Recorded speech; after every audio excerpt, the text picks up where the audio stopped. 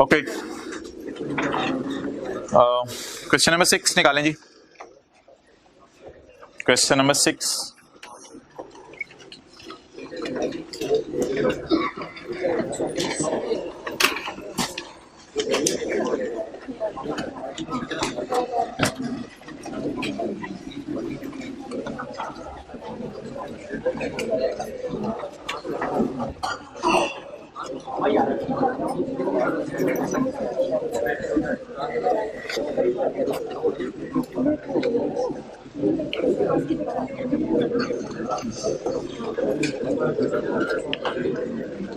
Question number 6 में जी point 2, the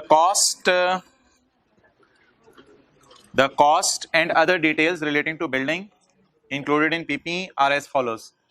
PP के अंदर, इधर आ जाओ ना, एंड से बैठना शुरू करो। पीपी के अंदर जो बिल्डिंग्स शामिल हैं उनकी डिटेल उसने ये दे दी।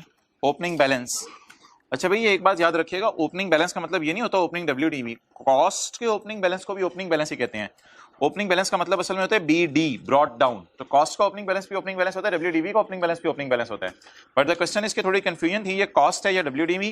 तो सवाल में लिखा हुआ है the cost and other details, यानी पहले कॉस्ट की बात की है इसने, फिर अदर डिटेल की बात की है।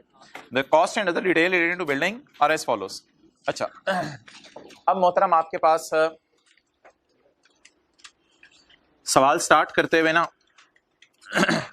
जो इंफॉर्मेशन मिसिंग है वो ये है कि हमारे साल का एंड है 31 दिसंबर 15। तो हमें ना सवाल में चाहिए 31 दिसंबर 15 ईयर एंड है, हमें सवाल में चाहिए अकमुलेटेड डेप्रिसिएशन ऑफ यकम जनवरी 15। तो सवाल में लिख लें अकमुलेटेड डेप्रिसिएशन यकम जनवरी 15 की मिसिंग थी। मैंने माना कि अकमुलेटेड डेप्रिसिएशन यकम जनवरी 15 की निकल सकती है। कैसे? कि हमें पता है अगर यकम जनवरी 13 को चीज खरीदें तो यकम जनवरी 15 यानी हमारे साल के पहले दिन खड़े होके 2 साल हमारा एसेट इस्तेमाल हो चुका है। तो सबसे पहली जो बात है सवाल में वो ये थी कि सवाल में अकमुलेटेड डेप्रिसिएशन यकम जनवरी 15 की मिसिंग थी। 2 साल की डेप्रिसिएशन मुझे मालूम करनी है, 2 साल की। यकम जनवरी 13 और यकम जनवरी 15 हमारे साल का पहला दिन है। पहली बात ये होगी। दूसरी बात, अब आपकी मर्जी है कि एसेट अकाउंट कॉस्ट पे बनाए, फिर 2 अकाउंट बनाने पड़ेंगे। एक का नाम रखना पड़ेगा एसेट अकाउंट, दूसरे का नाम रखना पड़ेगा अकमुलेटेड डेप्रिसिएशन अकाउंट। या आपकी मर्जी है एसेट और अकमुलेटेड डेप्रिसिएशन अकाउंट की जगह एक अकाउंट बनाएं जिसका नाम हो asset account at book value. मेरे ख्याल से मैंने सॉल्यूशन में 2 अकाउंट बनाए हुए हैं, एसेट अकाउंट अलग बनाया हुआ है और अकमुलेटेड डेप्रिसिएशन अकाउंट अलग बनाया हुआ है। अब एसेट अकाउंट कैसे बनेगा मोहतरम? एसेट अकाउंट अगर मैं कॉस्ट पे बनाना चाहूं फिर तो कोई टेंशन ही नहीं। एसेट अकाउंट अगर मैं कॉस्ट पे, मेरी सारी डिस्कशन अभी हो रही है अकाउंटिंग वालों की, टैक्स वालों की डिस्कशन मैंने अभी शुरू करा। यकम जनवरी 15 बीडी कॉस्ट बोलें 350। Cost of building sold on 30 April 15, cost is 30, it is sold for 35। तो 30 अप्रैल 15 को मेरा एसेट क्या हो गया जिसकी कॉस्ट कितनी थी 30, और एडिशन है यकम जुलाई 15 को 40 रुपए की। तो यकम जुलाई 15 40 की एडिशन है। तो 31 दिसंबर 15 को जो भी मेरा कैरिड ऑन आ गया छोड़े इसको। अब मोहतरम इसको अगर मैं सामने रखूं तो मुझे बनाना है अकमुलेटेड डेप्रिसिएशन अकाउंट। अकमुलेटेड डेप्रिसिएशन अकाउंट कैसे बनेगा? ये तो सिर्फ कॉस्ट अकाउंट है। अकमुलेटेड डेप्रिसिएशन अकाउंट कैसे बनेगा? मुझे यकम जनवरी 15 वाले एसेट्स के बारे में पता होना, यकम जनवरी 15 वाले एसेट्स के बारे में पता होना चाहिए कि यकम जनवरी 15 वाले एसेट्स मैंने कब खरीदे हैं। वो लकीली मुझे पता है, वो सवाल में लिखा हुआ है यकम जनवरी 13 को खरीदे हैं। तो जब मैं अकमुलेटेड डेप्रिसिएशन का ब्रॉट डाउन लिखूंगा तो मुझे चाहिए होगी 2 साल की डेप्रिसिएशन, वहां मुझे 2 साल की डेप्रिसिएशन चाहिए होगी। तो अकमुलेटेड डेप्रिसिएशन अकाउंट अगर मैं स्टार्ट करूं तो इसमें यकम जनवरी 15 को खड़े होके जो बीडी होगा 350, अकाउंटिंग वालों का रेट 10% है ना, 5% इंटू 2 ईयर्स, इंटू 2 ईयर्स। जी जवाब दें 35। अच्छा, अब मुझे चाहिए हजरात depreciation. Depreciation for the year चाहिए जी, बिल्कुल। तो डेप्रिसिएशन फॉर द ईयर के लिए तो आपको पता है क्या फॉर्मूला यूज होता है, ओपनिंग एक्सक्लूडिंग डिस्पोजल्स पे अलग से डेप्रिसिएशन आती हैं, एडिशंस पे अलग आती हैं और डिस्पोजल्स पे अलग आती हैं। ओपनिंग कितने हैं जी 350 माइनस, सवाल देखने की बिल्कुल अब जरूरत नहीं, एसेट का टी अकाउंट खुला हुआ सामने, डिस्पोजल्स 30, इन पे पूरे साल का रेट, एडिशंस पे 40 इंटू 5% इंटू 6/12, इस पे 6 महीने का रेट, और डिस्पोजल पे 30 इंटू 5% इंटू 30 अप्रैल 15 तक इस्तेमाल हुए हैं इंटू 4/12, ग्रैंड टोटल क्या आ गया था 17.5। So this is my depreciation for the year. Clear?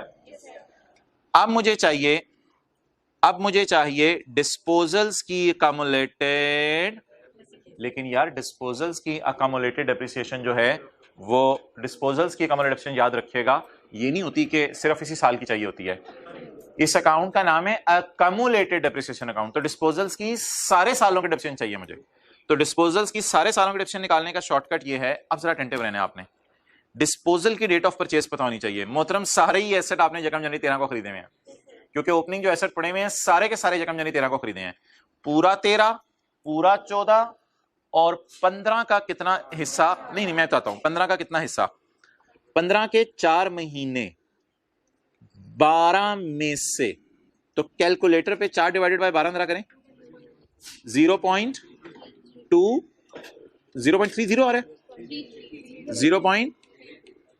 अच्छा, तो मोहतरम अगर एक एसेट 12 महीने में से 4 महीने इस्तेमाल हुआ तो 1 साल इस्तेमाल हुआ या 0.3333 ईयर इस्तेमाल हुआ?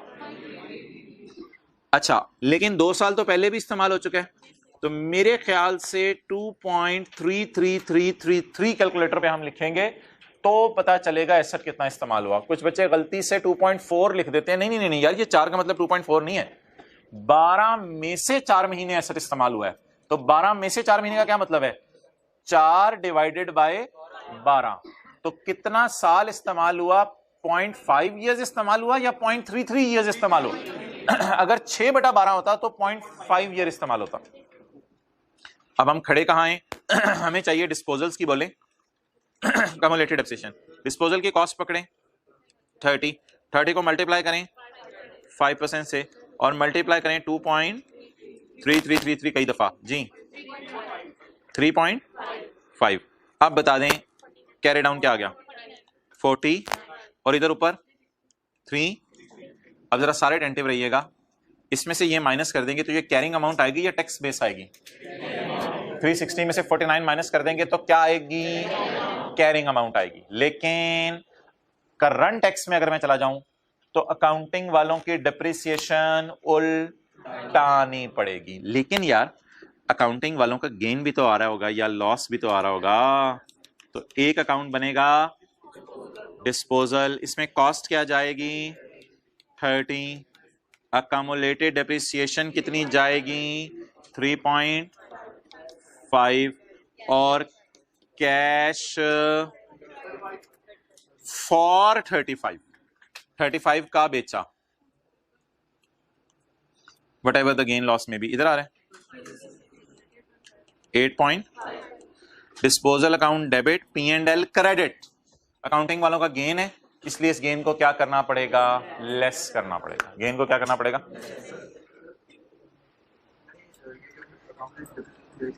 आपने कम्युलेशन अकाउंट नहीं बनाया, आपने सिर्फ एसेट अकाउंट बुक वैल्यू पे बना दिया, तो एसेट अकाउंट बुक वैल्यू पे जो आपने बनाया अगर उसका जवाब आ रहा है 360 माइनस 49 तो बिल्कुल सही बने आपका अकाउंट, कोई हर्ज नहीं है और कोई मार्क्स नहीं कटेंगे इसके। तो हाँ जी, आपने डिस्पोजल अकाउंट नहीं बनाया, आपने ब्रैकेट्स के अंदर कैलकुलेशन शो कर दी होंगी, वो भी एक्सेप्टेबल है। यानी कि आपने सोचा होगा 30 माइनस 3.5, क्या जवाब आया 30 माइनस 3.5 26 पॉइंट, तो आपने कहा 26.5 वाली चीज वर्सेस 35 की बिकी, तो यहां से गेन आ गया। तो आपने डिस्पोजल अकाउंट नहीं बनाया तो कोई हर्ज नहीं, डिस्पोजल अकाउंट बनाने के तो मार्क्स नहीं है। लेकिन यार ये सारी बात जरा फैल जाएगी जब हम बात करेंगे टैक्स वालों की। जब हम टैक्स वालों की बात करेंगे तो things will not be so easy कि हम 2 सालों की डेप्रिसिएशन ऐसे निकाल लें। इस ब्रॉड डाउन थोड़ा सा हमें टफ टाइम देगा, फिर डेप्रिसिएशन हमें टफ टाइम देगी, और फिर डिस्पोजल्स की डेप्रिसिएशन हमें टफ टाइम देगी, क्योंकि WDV मेथड टैक्स वाले यूज कर रहे हैं या straight line method, WDV method. लेकिन मोहतरम मेरा यह मशवरा है कि टैक्स वालों के लिए कॉस्ट अकाउंट दोबारा बनाने की जरूरत नहीं है। कॉस्ट अकाउंट ये चल जाएगा, ये अकाउंटिंग वालों के लिए भी चल जाएगा और टैक्स वालों के लिए भी चल जाएगा। क्लियर? अब मैं थोड़ा सा आपको कैलकुलेशंस बस शो करने लगा हूं टैक्स वालों की। जहन में क्या रखें आप? जहन में सिर्फ एक चीज रखें, अकाउंटिंग वालों का कॉस्ट अकाउंट वही टैक्स वालों का कॉस्ट अकाउंट भी होगा, उसमें कोई मसला नहीं होगा। ओके, सबसे पहली जो चीज मुझे चाहिए वो हजरात चाहिए ब्रॉड डाउन। क्या चाहिए? Brought down. किनका? टैक्स वालों का। अकमुलेटेड डेप्रिसिएशन चाहिए मुझे broad down. So if I come to answer 6 then I will get ये बिल्डिंग का कम्युलेशन अकाउंट है टैक्स वालों का, लेकिन इसकी फिगर्स मुझे चाहिए, इसकी फिगर्स मुझे चाहिए, चार वही फिगर्स चाहिए। सबसे पहले मैं क्या करूं? सबसे पहले मुझे चाहिए ब्रॉड डाउन जो कि टैक्स वालों का है अकमुलेटेड डेप्रिसिएशन। वो मुझे कैसे मिलेगा जी हजरात? सिर्फ अब इस अकाउंट को नहीं देखना, बताएं जी अकाउंटिंग वालों की कॉस्ट ओपनिंग 350, तो टैक्स वालों की भी यही कॉस्ट होगी 350, लेकिन ये किस दिन से किस दिन तक की डेप्रिसिएशन निकालनी है? इस पे 2 साल की डेप्रिसिएशन निकालनी है। तो 350 को मैंने पकड़ा, ये टैक्स वालों के लिए अब मैं कह रहा हूं, और मैनुअली पहले साल डेप्रिशिएट किया और मैनुअली दूसरे साल डेप्रिशिएट किया। कैसे? 350 इंटू 10%, फिर BVI 315, फिर उसको फिर मल्टीप्लाई किया 10% से, तो इट इज WDV 283.5। लेकिन मुझे 2 सालों की डेप्रिसिएशन चाहिए, मुझे WDV नहीं चाहिए। तो 2 सालों की डेप्रिसिएशन क्या आ गई? 66.5, 35 जमा 31.5 is 66. It is my BD accumulated depreciation of BD cost. What is BD cost? 350. What is BD accumulated depreciation? So my guys, this is 66.5. ये 66.5 क्या आ गई बोले? Opening accumulated depreciation। As per थोड़ी सी मेहनत करनी पड़ी, अकाउंटिंग वालों की निकालते हुए मेहनत नहीं करनी पड़ी थी, क्योंकि मेथड कौन सा था? Straight line. अब डेप्रिसिएशन निकालने में ना आपने जरा अटेंटिव रहना है। डेप्रिसिएशन में इसी पेज पे निकाल रहा हूं, पेज 366 पे। डेप्रिसिएशन कैसे निकलेगी हजरात? डेप्रिसिएशन निकलेगी मोहतरम opening WDV of all assets minus opening WDV of और एडिशंस की, और लेकिन इसके लिए अगर एक मैं वर्किंग कर लूं ना, पहले डिस्पोजल्स की WDVs निकाल लूं और डिप्रिसिएशन इस साल की निकाल लूं, तो वो हेल्प आउट हो जाएंगी चीजें। तो अब मोहतरम डिस्पोजल की कॉस्ट बताएं। 30 2013 में पूरा इस्तेमाल हुआ, 14 में पूरा इस्तेमाल हुआ और 15 में 4 महीने। अब इतनी आसान नहीं है कैलकुलेशन। मैं कैसे कैलकुलेशन करूंगा? थोड़ी सी लेंथी। 30 को पकड़ूंगा, 2013 की डेप्रिसिएशन निकालूंगा, 14 की निकालूंगा और 15 की 4 महीने की निकालूंगा। क्लियर? और ये मेरी आ जाएगी कॉस्ट 30 की, और ये मेरी आ जाएगी WDV। कॉस्ट में से WDV माइनस करूंगा तो 2 साल 4 महीने की अकामुलेटेड। अच्छा यार, इसमें से ना जो फिगर्स उठती हैं वो जरा आपने देखना है। एक मिनट यार, इधर देखो भाई, बातें ना करो। इसमें से ना 3 फिगर्स उठती हैं। ये डेप्रिसिएशन फॉर द ईयर में चली जाती है, क्योंकि ये डिस्पोजल की साल की 4 महीने की डेप्रिसिएशन है।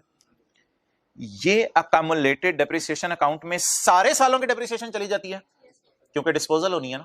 ये अकाउंटेशन अकाउंट में सारे सालों की डेप्रिसिएशन चली जाती है। एक बड़ी क्रिटिकल फिगर है जो बच्चे FR1 में भूल जाते थे, वो है 24.3। असल में ना इन 3 फिगर्स को आपने टेक करना है, ये 3 फिगर्स यूज होती हैं।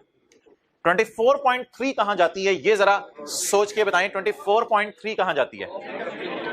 ये बिके हुए एसेट्स की ओपनिंग WDV होती है। बिके हुए एसेट्स की कुछ टीचर्स ने शॉर्टकट्स भी इन कैलकुलेशंस के सिखाए हुए हैं, लेकिन मैं शॉर्टकट्स की तरफ इस वक्त नहीं जा रहा। तो ये बिके हुए एसेट्स की ओपनिंग WDV होती है, ये डेप्रिसिएशन की कैलकुलेशन में जाती है। ये क्या है?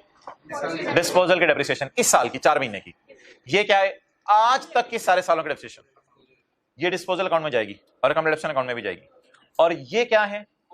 Opening WDV of disposals. ये कहां जाएगी? ये सारे एसेट्स की ओपनिंग WDV में से माइनस होगी जब क्या निकाल रहे होंगे। तो 24 सरिया 3 को पकड़ते हैं।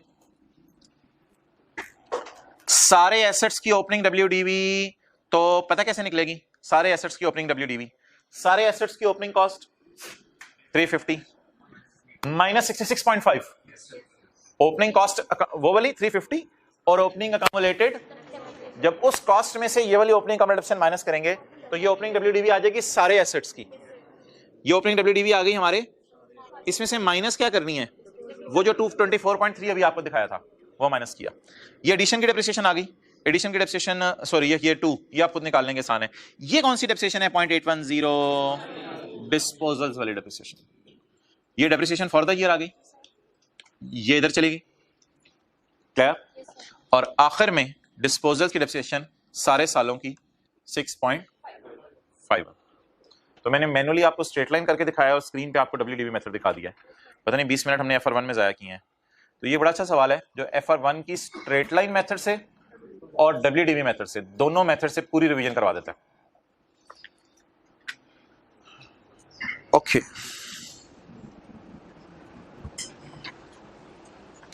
अब मोहतरम एक बात अगर मैं आपसे कर दूं, बड़ी गौर से सुनिए। अगर सवाल में लिखा होता, अभी ना सवाल में कुछ लिखा नहीं हुआ था, सवाल में सिर्फ ये लिखा हुआ था tax depreciation is calculated at 10% on reducing balance method. ये अगली लाइन ना मैं बाद में समझाता हूं ये क्या है। अगर सवाल में एक लाइन लिखी होती tax authorities charge full year depreciation in the year of purchase while tax authorities do not charge any depreciation in the year of disposal।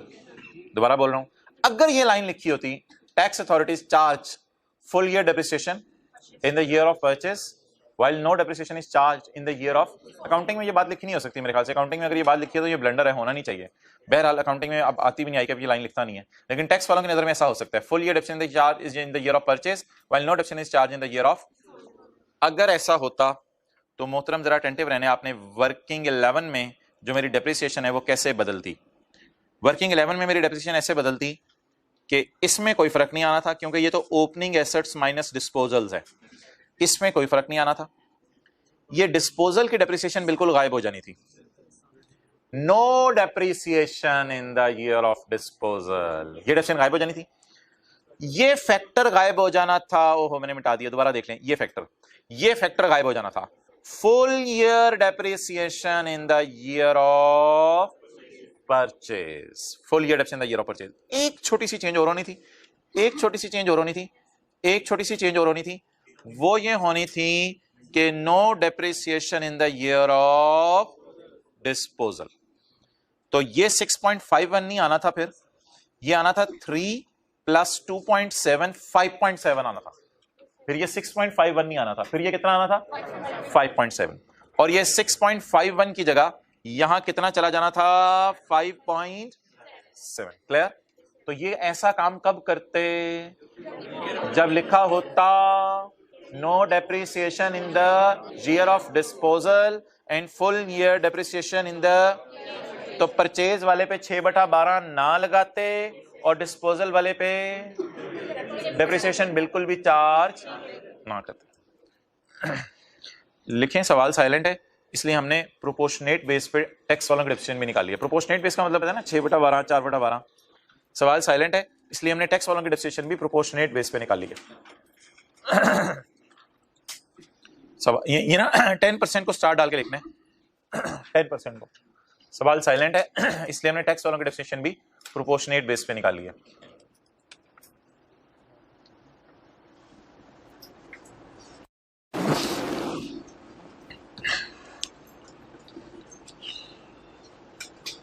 अच्छा यार ये अजीब सी बात है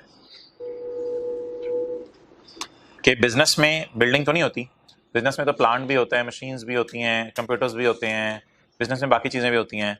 उसने एक लाइन डाल दी, फिर उसने कहा अगर तुम इतना सोच रहे हो ना तो फिर एक लाइन सुन लो, अकाउंटिंग वालों की depreciation of all other owned asset. Other से पता क्या मुराद है, अदर से मुराद है other than building, other than building. Accounting depreciation of all other owned assets included in PP is same as, वैसे तो पीपी की फिगर हमें गिवन ही नहीं कहीं कि पीपी में कोई चीज पड़ी हुई है, लेकिन कहते हैं मेरे जो पीपी ऑर्गेनाइजेशन का है ना, जो भी पीपी है उस पीपी में बिल्डिंग के अलावा बाकी एसेट की अकाउंटिंग और टैक्सेशन सेम है, तो उनकी टेंशन लेने की कहते हैं आपको जरूरत नहीं है, क्योंकि ऊपर इसने पता क्या लिखा था, the cost and other details of buildings included in PP. ऊपर भी लाइन इसने लिखी हुई है। सिर्फ बिल्डिंग्स में अकाउंटिंग और टैक्स वालों के रेट में फर्क है, शायद कंप्यूटर्स में अकाउंटिंग और टैक्स वालों का रेट सेम हो, इस वजह से कहता है वो फड्डा है ही नहीं मेरा फड्डा सिर्फ किसके साथ है। बहरहाल कितने लोग कहते हैं ये लाइन तो हमने नजर नहीं मारी थी, बट ठीक है हो गया था सवाल। तो इस लाइन का समझ आनी चाहिए थी, मतलब समझ आना चाहिए था। ओके, एक काम हम कल कर रहे थे, वो काम जरा आज भी आप मुझे करवा दें। करंट टैक्स की वर्किंग में जाके ना शॉर्टकट हम लगा रहे थे और शॉर्टकट को लगा के चेक कर रहे थे। अच्छा, इस सवाल में ना ये जो पास पेपर का क्वेश्चन 6 था, इसमें बड़ी मेहनत से हमने बड़ी मेहनत से बैलेंसिंग निकाला है 2.92। कैसे मेहनत से बैलेंसिंग निकाला है? हमने मेहनत करके पहले कैरी डाउन निकाला होगा और जीसीई क्या आया होगा। लेकिन आज ट्राई करते हैं करंट टैक्स की वर्किंग से निकालने की, करंट टैक्स की वर्किंग से। पेज 334 मैंने सिर्फ जो हाईलाइट कराऊंगा चीजें वो देखिएगा। What is my accounting profit 80। Deduction not allowed को ढूंढे, डिडक्शन नॉट अलाउड ढूंढे, पेनल्टी। कल एक शॉर्टकट सीखा था ना यार, डिडक्शन नॉट अलाउड ढूंढ ली। एग्जाम्प्ट इनकम ढूंढे,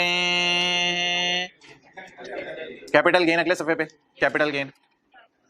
और टैक्सेबल प्रॉफिट बताएं 85.11, 11 नहीं बोलते 8 पॉइंट के बाद, 85.11।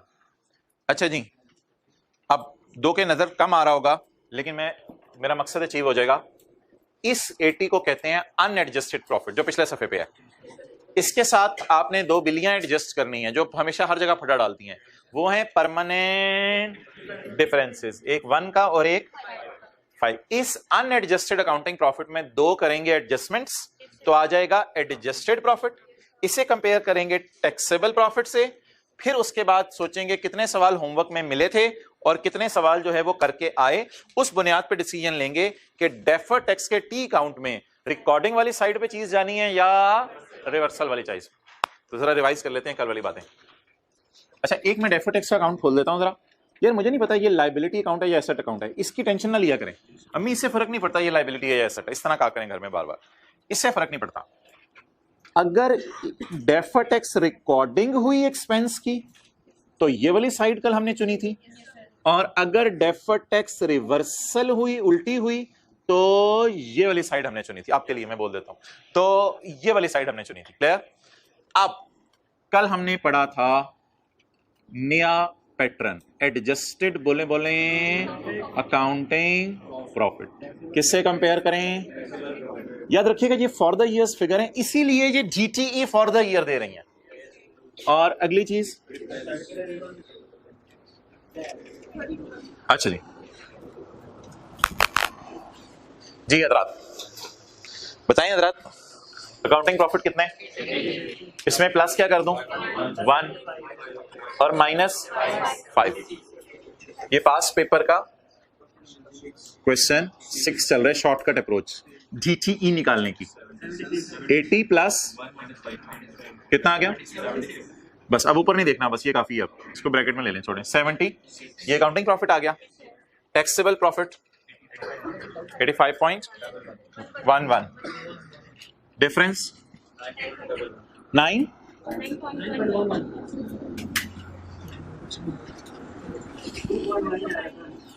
2.9। क्लियर? अब मोहतरम, या लाइबिलिटी बनानी है या एसेट बनाना है। अब लाइबिलिटी बनानी है या एसेट बनाना है, इससे फर्क नहीं पड़ता इस अकाउंट की नेचर क्या है। फिलहाल लाइबिलिटी या एसेट बनाने पे जो डिस्कशन है वो कर लेते हैं, ताकि रट्टा ना मारना पड़े, यहां पे मुझे बात याद रहे। कितने सवाल होमवर्क में मिले? मैंने कितने कर लिए? 85। लाइबल फील करके सोऊंगा या एंटाइटल्ड फील करूं? अगर मैं एंटाइटल्ड फील करके सोऊंगा तो एसेट बुक करूं या लाइबिलिटी बुक करूं? अगर एसेट बुक करूं तो एसेट डेबिट और एक्सपेंस क्रेडिट। लेकिन ये करने के बाद एक मेरी सजेशन है, आज स्लैश लाइबिलिटी डाल दिया करें। पता नहीं ये अकाउंट लाइबिलिटी का बन रहा है एसेट का बन रहा है, इस वजह से जरा कह रहा हूं एहतियातन स्लैश लाइबिलिटी डाल दिया करें। बुक एसेट ही करना है आपने, तो क्योंकि इस अकाउंट की डोल नेचर है, एसेट लाइबिलिटी इकट्ठा अकाउंट चल रहा होता है। ये वाला अकाउंट डेबिट टीई क्रेडिट, ये वाला अकाउंट डेबिट टीई क्रेडिट। कितने से? तो मोहतरम इस साइड पे आएगा अकाउंट की, इस साइड में नहीं आएगा, ये रिवर्सल वाली साइड है। चलें नोट कर लें। इसी सवाल पे ना कहीं सी पेज पे नोट कर लिया करें शॉर्टकट वगैरह, सोल्यूशन में जाके या क्वेश्चन में रजिस्टर पे क्या करते हैं नोट, शॉर्टकट तरीका GTE निकालने का। और 2.92 ही आ रहे हैं ना, हाँ शुक्र है 2.92 ही आ रहा है, बल्कि इसी में सोल्यूशन में आए स्टार डालें 2.92 पे और स्टार डाल के नीचे कहीं लिख लें सफे पे शॉर्टकट वे। इधर लाओ जरा कैमरा, मैं इधर वो हाथों से इशारा कर रहा था यार। 2.92 वर्किंग 3 में देखें और यहीं पे कहीं नीचे कर लें।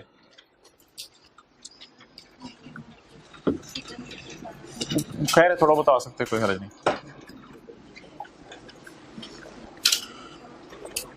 काशी भाई को आने दें यार, खुल के बैठने दें।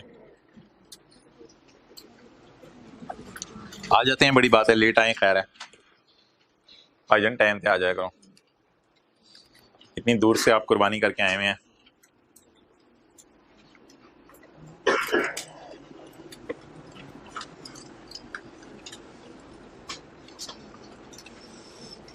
Okay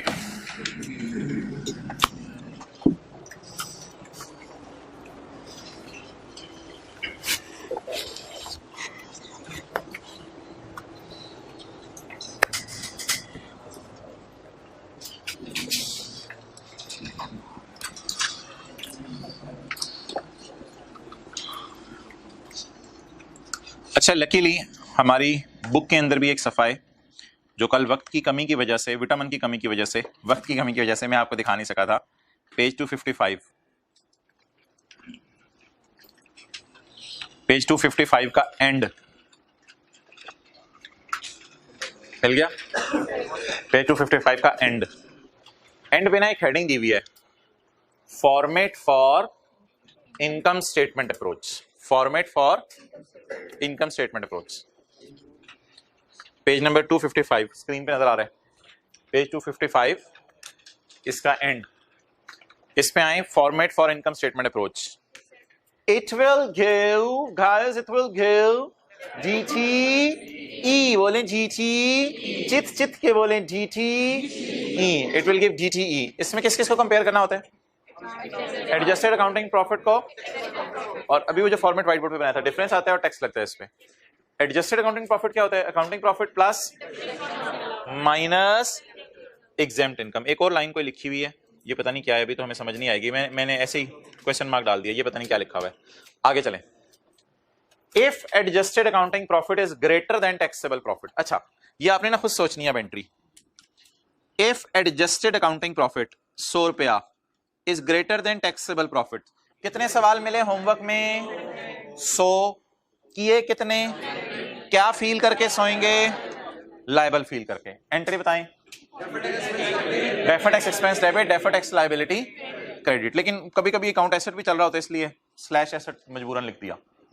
next, if adjusted accounting profit, if adjusted accounting profit is less than taxable profit. Figures assume की मैंने, अकाउंटिंग वालों का प्रॉफिट कितना है 70, होमवर्क में सवाल कितने मिले 70, करके कितने सोए, एंटाइटल्ड फील करेंगे तो एसेट बुक करें।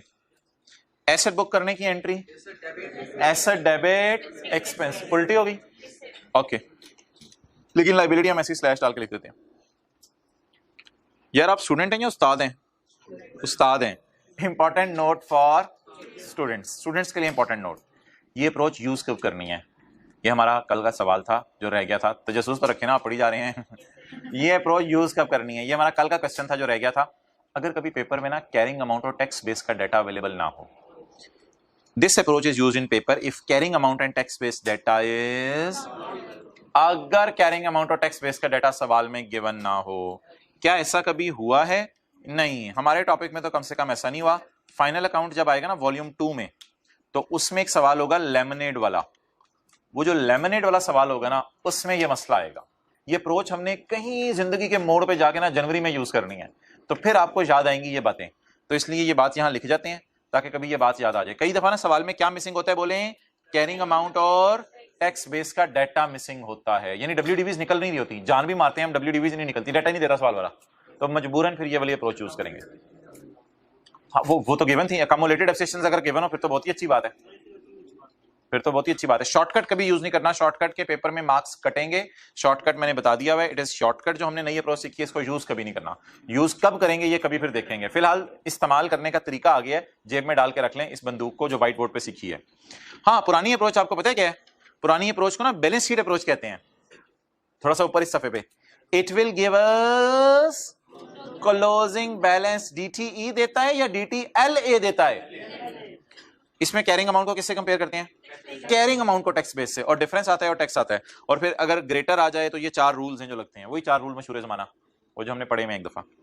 ऊपर भी आ जाएं, ऊपर भी आ जाएं। डेफर टैक्स निकालने की कितनी अप्रोचेज हैं? एक लॉन्ग कट और एक लॉन्ग कट कौन सी अप्रोच है, और शॉर्टकट। बैलेंस शीट अप्रोच में किसको कंपेयर करते हैं? कैरिंग अमाउंट को टैक्स बेस से, और इसमें किसको कंपेयर करते हैं? अकाउंटिंग प्रॉफिट को। ये अप्रोच हमें क्या देती है? DTE देती है। ये अप्रोच हमें क्या देती है? DTE for the year. Okay, अच्छा मोहतरम, हम तो कहीं और थे और कहां के कहां निकल गए, वहां वापस आ जाएं। बड़ा आला सवाल चला था पेज 748 पे, और हमने कहा था जो रेट चेंज की रिवीजन करनी है, पेज 748 पे वापस आ जाएं। रेट चेंज की रिवीजन, एक एडजस्टमेंट मुझे पता है पास पेपर के क्वेश्चन 6 में रह गई है हमारी, वो आपको छुड़वाई भी है। नहीं, वो थोड़ी सी डिफरेंट है बिल्कुल। डस्टर किधर है? एक एडजस्टमेंट रह गई भी है, एंटरटेनमेंट और इस किस्म की कोई, तो वो पास पेपर क्वेश्चन 6 में हम करेंगे किसी दिन। अच्छा जी हजरात, कल इधर मैंने 2 उर्दू के फिक्रे लिखे थे। ओपनिंग लायबिलिटी है, लायबिलिटी 2% से बढ़ा दो, उसकी थोड़ी ना रिवीजन करनी पड़ेगी आज, क्योंकि वो इतनी बात आसान थी लेकिन भूल जाएगी अगर रिवीजन ना की। तो उसी पेज पे हम रहते हैं। कल ये सवाल हमने तफसील से किया था क्लास में, उसी पेज के ऊपर। आज आपको होमवर्क के पास पेपर क्वेश्चन 5-6 के ऊपर वाला 5 बड़ा जबरदस्त सवाल है। 3-4 चीजें जो आपने आज तक क्लास में पढ़ी हैं सारी इकट्ठी उसके अंदर टेस्ट होंगी। पास पेपर क्वेश्चन 5। अच्छा जी, वी आर ऑन पेज 748, और हमने जो सीखा था क्वेश्चन 17 में उसकी शॉर्ट सी प्रैक्टिस करने लगे हैं, शॉर्ट क्वेश्चन 1 में और शॉर्ट क्वेश्चन 2 में। On 1 January 2019 balance of defer tax asset is 36। तो मैंने ज्यादा डेटा नहीं दिया, डायरेक्ट ही बैलेंस दे दिया डेफर टैक्स का। 1 जनवरी 19 को डेफर टैक्स एसेट में बैलेंस कितना पड़ा हुआ है? 36। डेफर टैक्स एसेट बैलेंस कितना पड़ा हुआ है? 36। Asset, sorry asset.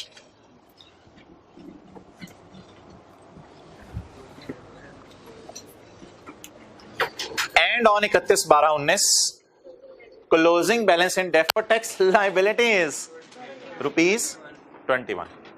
इसका मतलब है यहां स्लैश डाल के क्या कर दें, जैसे बैंक अकाउंट में कभी पैसे पड़े होते थे, कभी ओवरड्रॉन होते थे साल के एंड पे। बैंक अकाउंट में भी ऐसा होता था, बैंक अकाउंट में पैसे पड़े होते थे 100 रुपए और साल के एंड पे ओवरड्रॉन होते थे 20 रुपए। बैंक अकाउंट में इंट्रो की क्लास में होता था ऐसा। तो डेफर टैक्स का ओपनिंग बैलेंस कौन सा है जी? एसेट, और closing balance liability. 31/12/19 carry down 21। एक चीज सोच के बताइएगा, ये वाली फिगर कब निकाली होगी और ये वाली फिगर कब निकाली होगी? ये 31/12/19 पे खड़े होकर निकाली होगी, और ये 31/12/18 पे खड़े होकर 31/12/18 का रेट लगा के निकाली होगी। Is it so? बस ये बात करनी थी थोड़ी सी। ये 31/12/19 पे खड़े होकर निकाली होगी, ये कैलकुलेशन हुई होगी, carrying amount tax base difference 31/12/19 के नाम से रेट लग के ये फिगर आ गई होगी, और जो 31/12/18 का रेट मुझे 31/12/18 को पता होगा उसको सामने रख के 36 निकाला होगा। कल ये सारी बहस हुई थी। आप बताएं जी, 18 में रेट क्या था, 19 में रेट क्या है? 35। रिक्वायरमेंट छोड़ें। 18 में रेट क्या था और 19 में रेट क्या है? 18 में रेट कितना था, 19 में 35। कल किसी को याद हो रेड मार्कर पकड़ा था और लगाया था सर्कल, क्या रेट है? 30%। ये किस पे पड़ा है यार? छेड़ा छाड़ी ना सिर्फ ओपनिंग के साथ करनी है, तुखनियां नहीं लेनी क्लोजिंग के साथ। चीची छेड़ के देखूं इस तरह की जी बातें नहीं करनी। तो क्लोजिंग को नहीं छेड़ना, छेड़ाछाड़ी सिर्फ कहां करनी है? ओपनिंग के साथ। अब आप कोशिश करें या मैं कोशिश करूं, आप ऐसा करें ना, 2 उर्दू के फिक्रे सोच लें, फिर मैं उसके बाद लिख भी देता हूं। कल वाला रजिस्टर निकाले ना, फिक्रे एक दफा उर्दू के पढ़ के ना, फिर उनको दोबारा बोल। अच्छा, क्लोजिंग को नहीं देखना यार, क्लोजिंग लायबिलिटी एसेट है, इसको नहीं देखना। बच्चे इस वजह से कंफ्यूज होते हैं, क्लोजिंग भी देख रहे थे साथ, इसको छोड़ें। ओपनिंग एसेट है। अगला फिक्रा चलें उसी जगह लिख लेते हैं। ओपनिंग क्या है? ओपनिंग एसेट है। पहली बात होगी। दूसरी बात जी, एसेट को नहीं क्लोजिंग लायबिलिटी उसकी खैर है यार, इसको छोड़ो, बस वो परेशान रहोगे। एसेट को 5% से, बस ओपनिंग को ही छेड़ना है हमने, क्लोजिंग नहीं देखना लायबिलिटी, अब कंफ्यूज होंगे। एसेट को 5% से बढ़ा दो। यार बताएं, एसेट को बढ़ाने के लिए इंट्रो के टीचर ने कौन सी साइड बताई हुई है? Debit side. एसेट को बढ़ाने के लिए कौन सी साइड बताई हुई है? इस सारी बात का कंक्लूजन ये निकला है कि हमने वो जो एडजस्टमेंट कल डाली थी, आज किस साइड पर डालें अकाउंट की? डेबिट साइड पे। बस ओपनिंग को 30 से उठा के 35 पे लाना है। अब ओपनिंग को अगर मैं 30 से 35 पे लाना चाह रहा हूं तो 5% बढ़ाऊं या 35% बढ़ा दूं? ओपनिंग को 30% से अगर 35% पे लाना है तो 35% बढ़ाऊं या सिर्फ 5%? सिर्फ 5% बढ़ाना पड़ेगा। और लिखना भाई इधर वही है ब्लू मार्कर से, GTE। क्या लिखना है? GTE। जी पकड़ें, 36 को डिवाइड करें 30 से, ये 30% असल में, और मल्टीप्लाई करें 5 से 6। अब अकाउंट मेरे ख्याल से आज टैली ना उल्टी इधर हो रहा है, उल्टी साइड नहीं, साइड तो इधर सीधी वाली है, लेकिन इन फिगर्स के ऑपोजिट साइड पे आ रहा है। तो अकाउंट टैली करें, इधर फिगर आएगी बैलेंसिंग जी 63। तो ये एक मेथोडोलॉजी है थोड़ी जो समझने की जरूरत है, इसकी थोड़ी रिवीजन अभी और भी करेंगे जी। ये क्यों इसलिए करते हैं कि पिछले साल हमने समझा था कि जिस वक्त डेफर्ड टैक्स एसेट, असल में ना IAS 12 में एक बात याद रखिएगा, विद द टाइम चीजें रियलाइज होती हैं। रियलाइज का क्या मतलब है? हमारे और टैक्स वालों में फर्क आहिस्ता आहिस्ता खत्म होता रहता है। हम समझ रहे थे फर्क जब खत्म होगा तब रेट होगा 30, लेकिन जब फर्क खत्म होने की बारी आई इस साल तो रेट 30 से पहुंच के किस पे चला गया, तो फिर ओपनिंग जो रेट हमने सोचा हुआ था उसे रिवाइज करेंगे। ये मकसद है इस कैलकुलेशन। क्या रेट कम भी हो सकता है? कल कम हुआ था, ज्यादा हुआ था? कल ज्यादा हुआ था। अगली एडजस्टमेंट में देख लेते हैं, रेट हो सकता है कम भी हो। क्या चीज? रेट 0 हो गया नेक्स्ट ईयर में? कौन आया वज़ीर आज़म? हाँ सही बात कर रहे हो। अगर रेट 0 हो गया तो कोई मसला नहीं मोहतरम, यहाँ 30% लिखें, यहाँ 0% लिखें, ये फिगर ऑब्वियसली 0 होगी, और एसेट को 30% से कम कर दो तो वही हो जाएगा। अच्छा जी, सवाल की रिक्वायरमेंट पढ़ें, क्योंकि मैं आपको बताऊंगा इस एडजस्टमेंट के असरात कहां कहां हैं। इस एडजस्टमेंट के असरात एक तो टी अकाउंट में टफ टाइम देते हैं, दूसरा इस एडजस्टमेंट के नोट में होते हैं। अब आपने मेरे साथ नोट बनाना है, नोट बनाएंगे हम। एक टी अकाउंट हमने बना लिया, एक नोट बनाना है, बाकी कोई जगह मसला नहीं होता। एक और जगह टफ टाइम होता है, लेकिन वो शायद आप मुझे वैसे ही करवा दें। 2 एंट्रीज होती हैं, एक तो सीटी की एंट्री है, वो छोड़ें, DTA या DTL डेबिट और DT क्रेडिट कितने से? 6 रुपए से, और DTA या DTL क्रेडिट और DT डेबिट। एंट्रीज मैंने आपको बताया था 2 अलग अलग किया करें। ओके चलें जी, शुरू करते हैं। नोट, अच्छा नोट ना रिकंसाइल नहीं करेगा क्योंकि सारा डाटा अवेलेबल नहीं है, इसलिए आज मैं पहली दफा नोट के भी एक्सट्रैक्ट्स बना रहा हूं, क्योंकि सीटी की इंफॉर्मेशन गिवन नहीं है। हम सिर्फ इस कॉन्सेप्ट को रिवाइज करने के लिए नोट बना रहे हैं जी। 7.1 बोलें, tax expense, current tax expense, it is not given in question, cross लगा दिया मैंने। GTE, हाँ थोड़ी सी हिम्मत करें और DTE निकालें। एक काम मैं कर रहा हूं जो पेपर में करने की इजाजत नहीं है, लेकिन मुझे कर लेने दें। ना गलत बोला तूने, मुझे कर लेने दे भाई, ये कटेंगे आपस में मोहतरम, जमा नहीं हो सकते। Please try to understand. आप कहेंगे सर जिंदगी के कभी किसी मोड़ पे हमने तो नहीं ऐसे काटा। फड़ ले बंदा जूता, परचेज रिटर्न 63.6 तो काटते थे आप लोग। आप कहते थे परचेज कितनी है? 63, परचेज रिटर्न कितनी है? 6, 63 माइनस 6 करते थे, और P&L के मुंह पे कितनी परचेज ले जाते थे? 50 से। इसी तरह डेटर अकाउंट में सेल को सेल रिटर्न से काटते थे। तो इस तरह ना दोनों को काटें आपस में, काट के सोचें बचा किस साइड पे। परचेज रिटर्न ही तो नहीं होती बिजनेस में, सारी परचेजेस ज्यादा होती हैं, तो काट के इस साइड पे बचा। तो एक कटिंग मैं कर रहा हूं जो पेपर में नहीं करनी, लेकिन अपने समझने के लिए कर रहा हूं। क्या बचा? 57। अब ना जरा एंट्री सोच लें कि TE डेबिट हो रहा है या TE क्रेडिट हो रहा है। अगर TE डेबिट हो रहा हुआ तो नेगेटिव साइन, DTA या DTL credit, TE debit, TE debit तो साइन नेगेटिव। लेकिन टोटल इसका ना कीजिएगा क्योंकि मुझे अभी डेटा अवेलेबल नहीं है, टोटल ना कीजिएगा। Okay 7.2 reconciliation. अच्छा, रिकॉन्सिलिएशन में मैंने बताया था इस वजह से रिकॉन्सिलिएशन आउट हो जाती है, इसलिए PBT सवाल में अवेलेबल नहीं है। टैक्स रेट अवेलेबल है अच्छा, टैक्स कैलकुलेटर पे नहीं निकल सकता। 35% हमारे साल का रेट लेना है 2019 की कैलकुलेशन हो रही है, 18 की नहीं करा, 2019 की कैलकुलेटर पे निकालने, वो भी मुझे नहीं पता। इन द एंड रिकॉन्सिलिएशन कल आउट हुई थी, इन द एंड रिकॉन्सिलिएशन आउट हुई थी।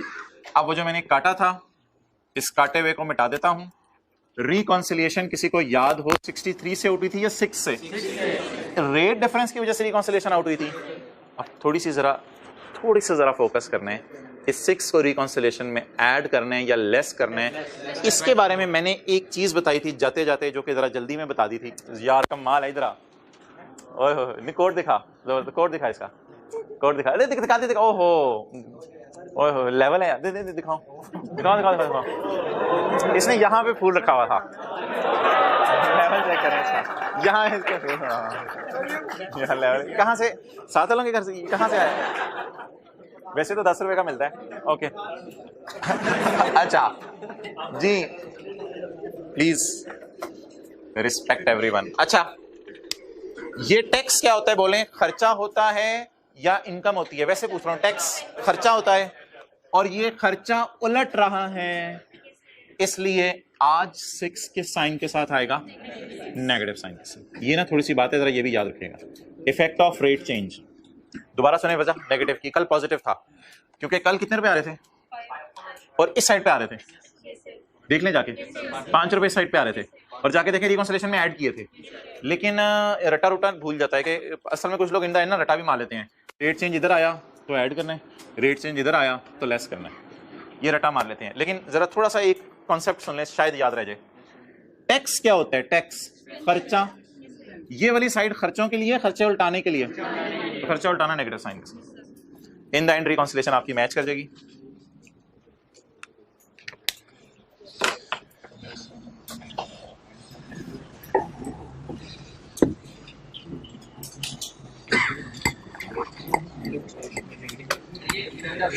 क्या नहीं यार, खर्चा अगर हो ना, खर्चा खर्चे में ऐड होता है, तो ये खर्चा है ही नहीं, ये खर्चा उलट है। असल में देखो ना, हमारा एसेट था, एसेट असल में बढ़ गया, तो एसेट बढ़ गया, एसेट डेबिट तो खर्चे क्रेडिट, इसलिए खर्चा कम हो रहा है। ओके चलो यार ले आओ इधर कैमरा, 5 मिनट में आपको दे रहा हूं क्योंकि ये कॉन्सेप्ट्स रिवीजन मांगते हैं, थोड़ा सा ये मुश्किल कॉन्सेप्ट है। 5 मिनट दे रहा हूं, क्वेश्चन 2 का टी काउंट बना दें और क्वेश्चन 2 का नोट के एक्सट्रैक्ट्स बना दें। जिनको समझ आ जाती है वो तो 1-2 मिनट लेते हैं, ज्यादा टाइम नहीं लगाते। साथ लोग कहते हैं तेरे लिए तो 2 मिनट है, मैं जरा शुरू हो जाता हूँ। चलें जल्दी, दूसरा सवाल करें।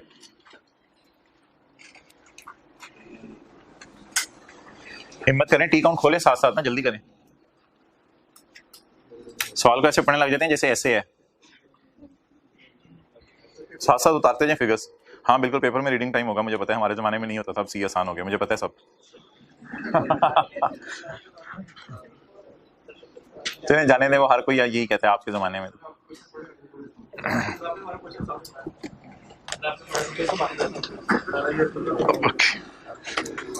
कोई नहीं, हम भी अपने पुरानों को यही कहते थे कि आपके जमाने में सी आसान था, इसलिए हमें आज ये सुननी पड़ी है। चलें, लेकिन आप सीए 92 से ज्यादा रहे हैं पहले से। पहले कुछ 100-150 साल 6 महीने में निकालते थे, अब 300 भी निकाल रहे हैं 6 महीने में। ओके, बोतल का मुंह तो उसी तरह। Short question 2 done. अब नोट के एक्सट्रैक्ट्स भी बना लें, बताना पड़ता है उंगली पकड़ के।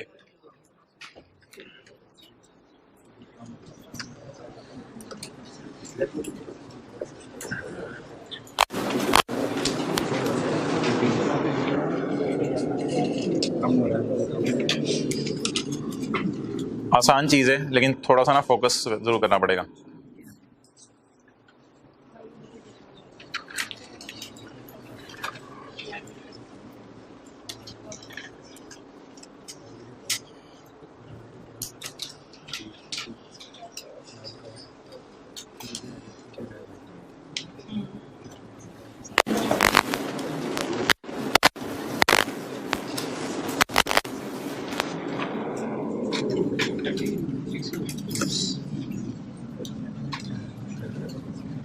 ओके, ऑन एकम जनवरी 2019 balance of deferred tax liability is ₹50।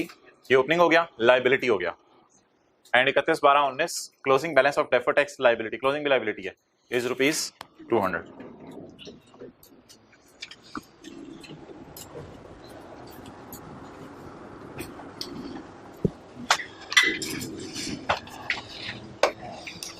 Ji, deferred tax liability slash asset.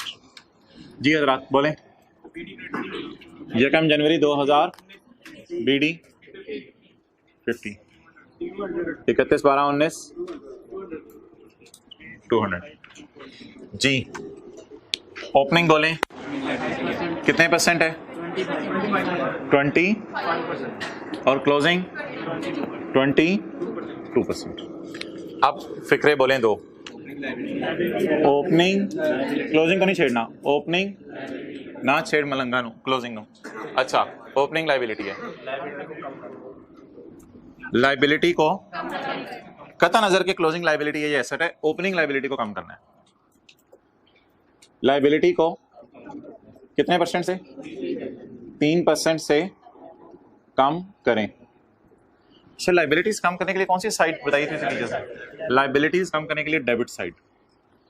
तो डेबिट साइड पे कितने परसेंट का एडजस्टमेंट डालनी है? 22% की या 3% की? 3% की। तो 3% की डेबिट साइड पे एडजस्टमेंट मार देते हैं। जी, कितना पड़ा हुआ है? 50। कितने पे पड़ा हुआ है? 25 पे। 22 पे लाने के लिए 3 से कम करना पड़ेगा, तो 6, अगेन 6 ही आ गया। चलें, खैर है। अच्छा, DTE कहाँ आ रहा है? अब इधर आ रहा है, कितना? 156।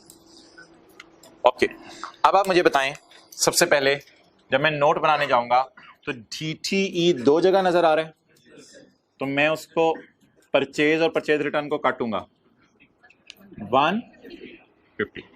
अब जरा मैं सोच लेता हूं कि खर्चे की रिकॉर्डिंग है या रिवर्सल है। ये वाला account credit, TE debit, still I will use negative sign 150। Next, अगला सवाल, ये रेट कितना इस साल का? इस साल का 22%। अच्छा, रिकंसिलिएशन मैच तो नहीं हो सकेगी क्योंकि सारा डाटा अवेलेबल नहीं है। अच्छा, टैक्स क्या होता है? खर्चा। ये खर्चा रिकॉर्ड करने की साइड है या उल्टाने की साइड है? उल्टाने की साइड है, नेगेटिव।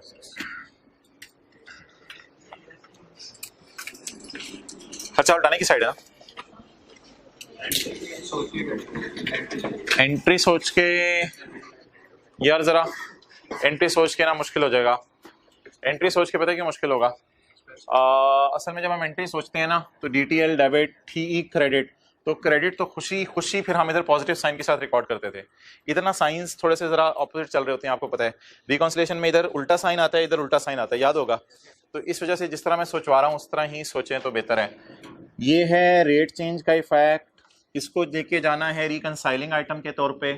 तो जब रेट चेंज के इफेक्ट को रिकंसाइलिंग आइटम के तौर पे लेके जाना हो तो रट्टा ये है, रिकॉर्डिंग वाली साइड ऐड होगी, रिवर्सल वाली साइड लेस होगी। और लॉजिक ये है कि टैक्स क्या होता है? खर्चा। खर्चा उलट रहा है तो खर्चे को माइनस करके उल्टा दें।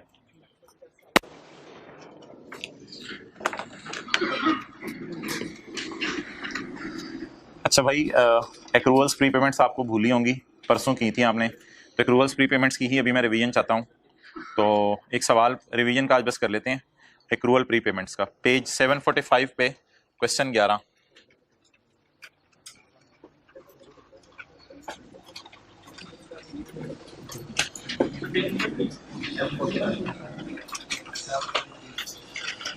अच्छा, तीनों का केस नॉन जेन्युइन है या तीनों में से किसी एक का जेन्युइन भी है? क्वेश्चन 11,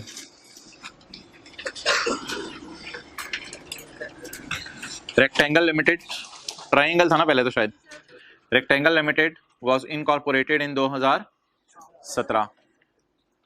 इसका मतलब है यकम जनवरी 17 को डेफर्ड टैक्स अकाउंट में कोई बैलेंस नहीं होगा, यकम जनवरी 17 को, जो 31/12/16 भी बनता है। The following information has been gathered for preparing the disclosure relating to taxation for the year ended 31 December 18। अच्छा, सवाल 1 साल के, शो कंपैरेटिव फिगर्स, 2 सालों का सवाल है। डेफर्ड टैक्स एसेट और लायबिलिटी भी निकालने हैं in respect of each temporary difference as at 31 December 17।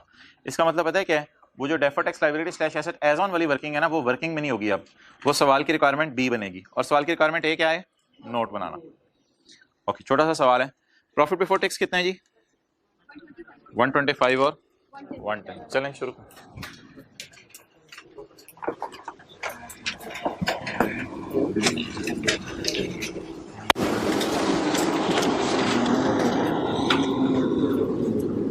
यार परेशान ना हो, ये रेट चेंज वाला सवाल, ये रेट चेंज वाला कॉन्सेप्ट मैंने इस सवाल में डाला हुआ है, ये आ जाएगा। रेट चेंज अभी रिवाइज हो जाएगा, अगर जहन में कोई तशनगी है तो रिकॉन्सिलिएशन में चीजें देख लेंगे। ओके, 2018 और 2017 वर्किंग वन। अगले सफे से करंट टैक्स। जी मोहतरम, नहीं ये बी पार्ट नहीं है, ये तो करंट टैक्स है ना, बी पार्ट इंशाल्लाह हम कर लेंगे। ए पार्ट के लिए आधा सफा छोड़ दो, बी पार्ट के लिए आधा सफा छोड़ दो जी। Profit before tax 125 110। आखिर में जरा 1 मिनट याद कराना है, होमवर्क का सवाल दिखा के उसके फजाइल बयान करने हैं। 125 और 110। ओके,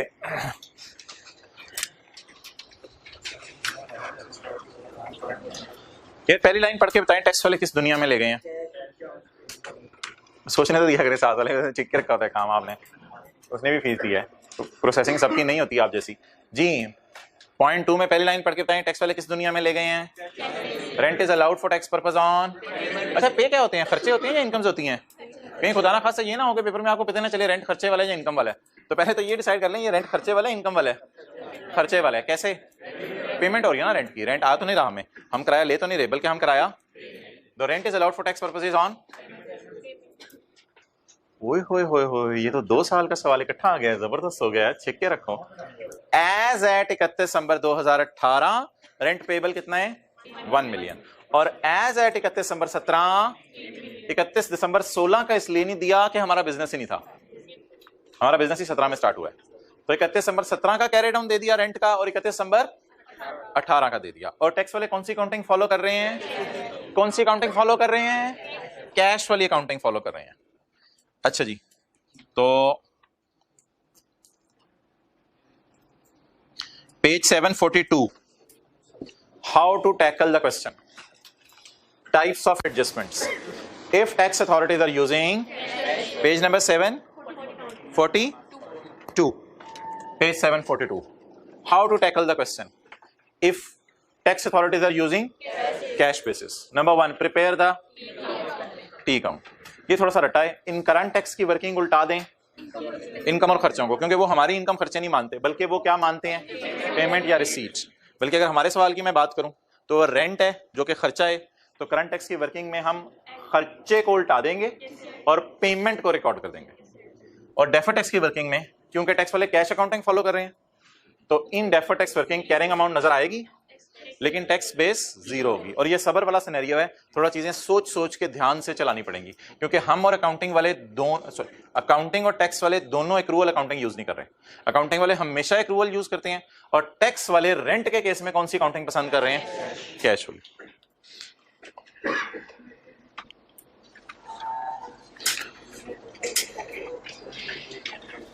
अच्छा, स्टेप 1 क्या था? Prepare T account. T account बनाएंगे।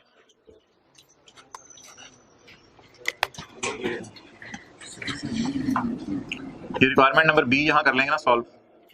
डेफर्ड टैक्स लायबिलिटीज आप लोग तो अपने पहले सफे पे कर लेंगे, नोट के लिए जगह छोड़ दीजिएगा। एज ऑन 31/12/17 और deferred tax liability slash asset as on 31/12/18। तो 3-3 4-4 लाइनों में आनी है। कितनी एडजस्टमेंट है सवाल में? एडजस्टमेंट से नहीं इतनी।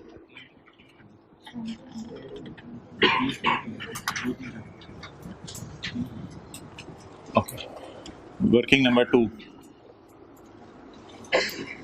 कौन सा अकाउंट नाम क्या रखूं? Rent expense. अच्छा जी, पेबल्स हैं। पेबल्स सोचें, पेबल्स इधर आनी है। अच्छा जी, 31/12/17 कैरी डाउन बोलें, बल्कि क्लोजिंग पेएबल बोलें जी।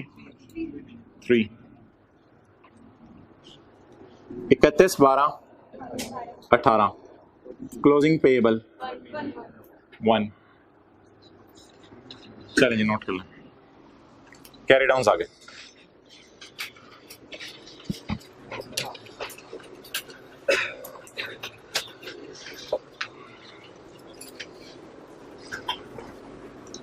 और इसको यहां से कंपेयर कर लें आप। अभी ना अकाउंट तो अकाउंटिंग वालों का ही बनता है, एक्रूअल्स में अकाउंट टैक्स वालों का नहीं हम बनाते। अकाउंट ये आईएफआरएस रूल्स वाला है। रेंट पेएबल तो मैंने आपके समझने के लिए लिखा है, पेपर में तो एक्रूड लिखा होगा। Rent payable at 31/12/18 is 1, at 31/12/17 is 3, at 31/12/18 is 1, at 31/12/17 is 3। हमने ये अकाउंट्स बनाए हैं, लेकिन एक एक साल का बनाया था परसों की क्लास में। आज हमें 2 सालों का अकाउंट बनाना पड़ा है। इससे पहले कि मैं आगे चलूं, I should decide my broad downs. मुझे अपने ब्रॉड डाउन्स डिसाइड करने चाहिए। तो यकम जनवरी 17 का इसलिए 0 लिखूंगा कि बिजनेस स्टार्ट नहीं हुआ था, और यकम जनवरी 18 का BD 3 ले लूंगा। अगर बिजनेस स्टार्ट हुआ भी होता तो मैं ये 0 ले लेता, क्योंकि सवाल ने इन्फॉर्मेशन नहीं दी थी। Okay, clear? अब पहला साल आसान है, क्योंकि पहले साल में तो फिगर ही एक है। अच्छा जी, 17 में ये 3 रुपए तो क्लोजिंग पेबल में आ रहे हैं, ये 17 में नजर आ रहे हैं, 18 में पेबल पे होगा। अभी ना सोचें 18 में क्या हुआ है, इस तरह सोचें ना, अधूरा सा अकाउंट। अब देखें, अब बताएं जी, 3 पेबल है तो पे कब होगा? 3 पेबल है, पे कब होगा? अगले साल। तो इस साल कहां गया? खर्चे में। इस साल कहां गया? खर्चे में। कितना जी? 3। इस साल 3 खर्चे में। अच्छा, वैसे ना ये बात भी एक याद रखा करें कि जो पेज 741 पे अकाउंट्स हैं,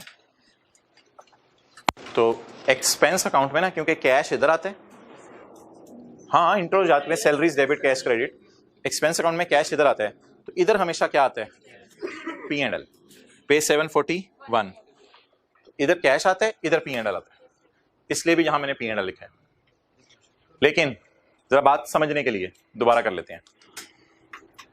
ये पेएबल अगले साल पे होगा, तो इस साल किस में जाएगा? खर्चे में। ना भी पता हो इस साल खर्चे में जाएगा, तो आपको पता है एक्सपेंसेस अकाउंट में इधर P&L आता है और इधर, तो बाय डिफॉल्ट इधर P&L लिखेंगे। अब 31/12/17 वो उसकी कैप खुली हुई थी ना कैमरे की, तो ऐसे छेड़ा था कैप को। अच्छा, अब मोहतरम सवाल ये होगा कि 31/12/17 का करंट और डेफर्ड साथ साथ फारिग कर दें। 31/12/17 का करंट और डेफर्ड साथ साथ फारिग कर दें। तो 31/12/17 का पहले डेफर्ड कर लेते हैं। डेफर्ड क्या नाम रखूं मैं इसका? रेंट। अकाउंटिंग वालों तो हमेशा ही कैरिंग अमाउंट शो करेंगे। कितनी आ गई जी? 3। सिर्फ इस साल को ज़हन में रखें यार, मैं मिटा ही देता हूं। सिर्फ इस साल को ज़हन में रखें। कैरिंग अमाउंट आ गई जी। टैक्स वालों की WDV बताएं। वो लोग हमें ऐसी दुनिया में ले गए हैं जहां कौन सी अकाउंटिंग यूज हो रही है? कैश अकाउंटिंग यूज हो रही है। अगर वो हमें ऐसी दुनिया में ले गए हैं जहां कैश अकाउंटिंग यूज हो रही है, तो फिर वैसी दुनिया में rent is allowed for tax purposes on, तो ऐसी दुनिया में क्या एग्जिस्ट नहीं करता? पेबल्स एग्जिस्ट नहीं करते। तो पेबल्स की WDV टैक्स वालों की नजर में बुक वैल्यू 0। वो आगे इंशाल्लाह कर लेंगे, उसको छोड़ें आप। बस ये 3 और 0 लिखना काफी था फिलहाल। वो एंड पे सवाल जब आएगा तो सारे इकट्ठे सोच लेंगे, वो कोई मसला नहीं। अच्छा चलिए, अगर साथ साथ लिखना है तो लिख लें। ये पेबल पे कब होगा? तो फिर डिडक्ट भी कब होगा? अगले साल। टैक्स वाले क्या कह रहे हैं? It is deducted when paid, तो पेएबल पे कब होगा? अगले साल, तो डिडक्टेबल इन फ्यूचर। लेकिन रट्टे में रूल नंबर 3 था, if carrying amount of liability is greater than tax base of liability. Current tax में जरा सोचें, वो किधर है? आते आते नहीं आया।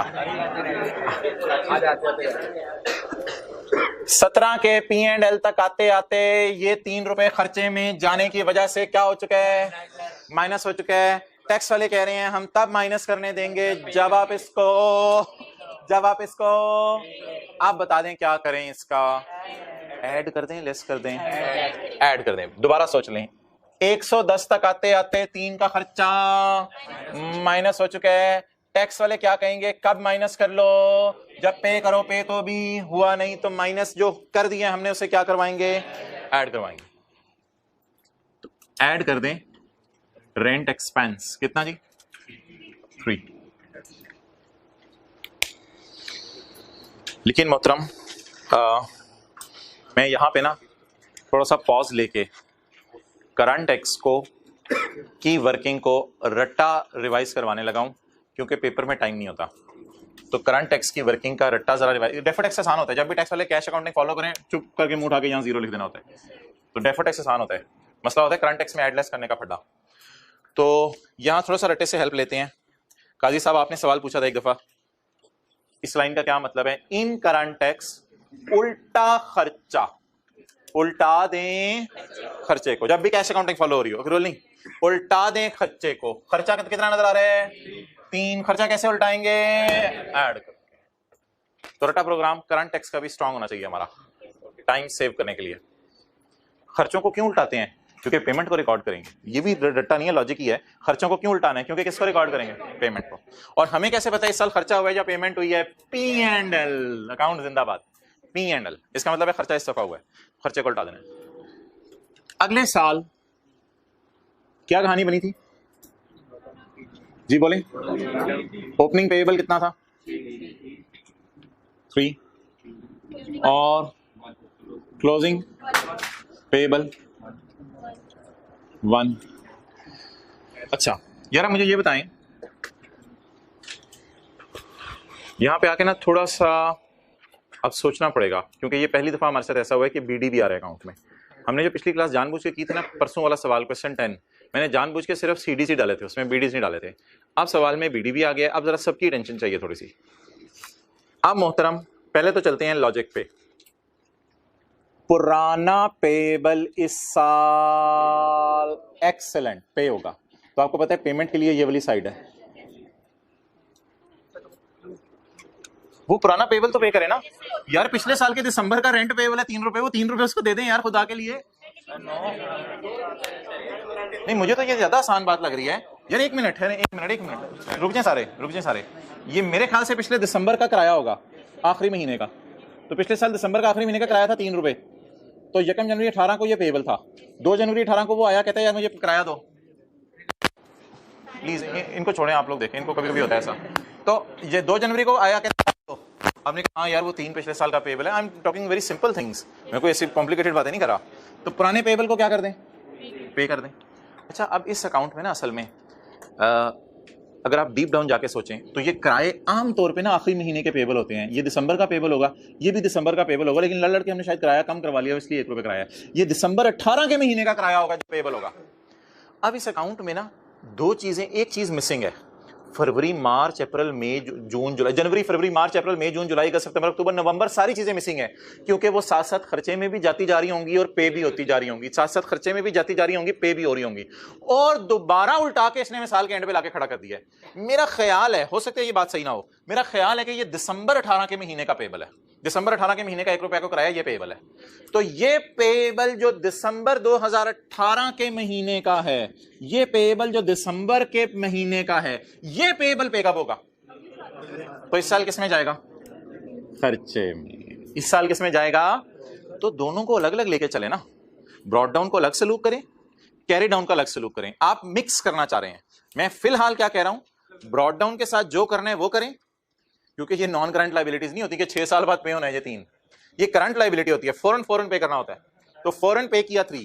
अब असल में इन अकाउंट्स को कहते हैं अधूरे अकाउंट, कि पूरे साल का रेंट एग्रीमेंट दिया नहीं, तो अधूरे अकाउंट से फिर कलाबा ही मिला सकते हैं हम, और क्या कर सकते हैं? अधूरे अकाउंट से अधूरी अधूरी बातें करके समझा सकता हूं मैं। तो मैं जो यहां समझाना चाह रहा हूं वो जरा गौर से सुनना है आपने। पुराना पेबल कितना था? 3। पुराना पेबल इंशाल्लाह इस साल पे होगा, क्योंकि ये करंट नेचर के अकाउंट है, साथ साथ खत्म होते रहते हैं। अच्छा, हमारे साल के एंड पे पेबल कितना है? ये पे कब होने? ये उस 3 में से एक नहीं है, ये उस 3 में से एक नहीं है, क्योंकि लोग इतने लॉन्ग टर्म कराए पेबल नहीं रखते, ये रेंट पेबल करंट नेचर के अकाउंट होते हैं। हमारे साल के एंड का पेबल क्या आ गया? अच्छा, ये कब पे होने? अगले साल। जब ये पे होने अगले साल, तो खर्चे में किस साल जाने हैं? इस साल।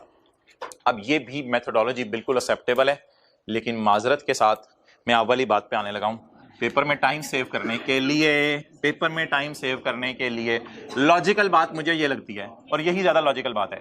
पेपर में टाइम सेव करने के लिए कोई हरज नहीं कि आप देख लें P&L बैलेंसिंग आ रहा है या कैश आ रहा है, कोई हरज नहीं, बिल्कुल कोई हरज नहीं। पेपर में नेट करके चल सकते हैं, बिल्कुल कोई मसला नहीं। अब इसके लिए हमें देखना पड़ेगा कि अकाउंट में इधर क्या आता है और इधर क्या आता है? कैश। आप बता दें बैलेंसिंग किस साइड पे आ रहा है? इस साइड पे आ रहा है। अब इस साइड पे बैलेंसिंग आ रहा है, याद रखिएगा एक्सपेंसेस की इस साइड पे कैश आता है। तो अगर आपने नेट करके चलना है तो ये समझ लें 2। लेकिन ये पता है अजीब सी बात होगी, पेपर में 100% मार्क्स मिल जाएंगे। बात पता है क्या अजीब सी होगी कि 3 रुपए किराया देना था, उसमें से 2 रुपए किराया दे दिया, ये 1 रुपए पता नहीं कब देने हैं, और ये क्या चीज है पता नहीं क्या है। तो ये इस तरह की चीज देखने में लग रही है, बट ठीक है, कोई मसला नहीं। खैर, तो नेट भी किया जा सकता है जिस तरह मैंने किया है, अलग अलग भी किया जा सकता है। अब मोहतरम, करंट टैक्स की वर्किंग में मैं यहां पे वो जो रूल लिखवाया था वही ज्यादा पसंद करूंगा, क्योंकि अब करंट टैक्स की वर्किंग में सोचने का मार्जिन नहीं है ज्यादा। अब करंट टैक्स की वर्किंग में सोचने का और लॉजिक का मार्जिन बहुत कम रह गया है, क्योंकि हमने ऑलरेडी फिगर्स को क्या कर दिया है? नेट कर दिया।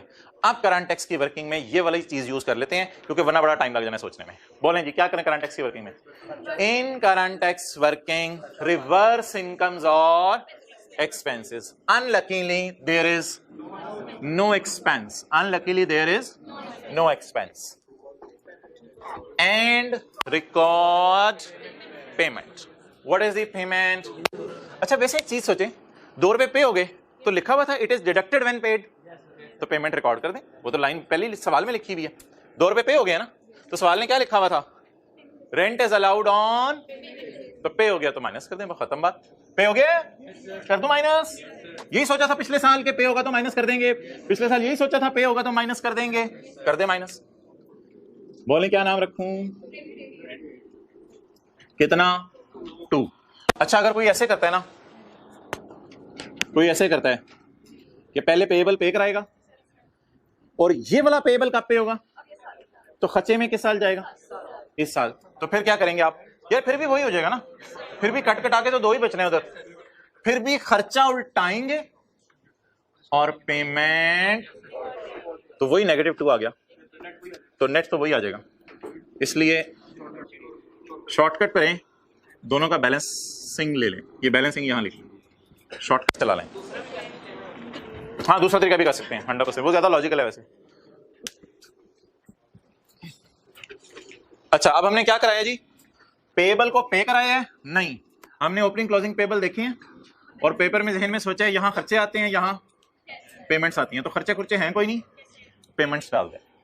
वैसे ऐसा बिजनेस में होता नहीं है कि खर्चे ना हो, लेकिन मजबूरन हमने उठा के यहां क्या डाल दिए? बोले पेमेंट डाल दी। शुक्र है जी, बात ओवर हो गई। अब पॉइंट नंबर 3 में आए और आप हिम्मत करें और इंशाल्लाह ये अकाउंट अब आप खुद बनाएं, ट्राई करें। अच्छा यार सॉरी, एक चीज तो रहेगी ना, 18 का डेफर्ड भी तो फारिग कराएं। क्लोजिंग पेबल कितने हैं भाई? बैलेंस शीट में से क्लोजिंग जाते हैं, ये ना बड़ा इंपॉर्टेंट सवाल है जो आज हम कर रहे हैं। रेंट पेएबल, क्लोजिंग 1, लेकिन टैक्स वाले कौन सी अकाउंटिंग फॉलो कर रहे हैं? ये जरा नोट कर लें, फिर आगे चलिएगा। और रूल नंबर 3 लगेगा, 1 बन जाएगा deductible temporary difference.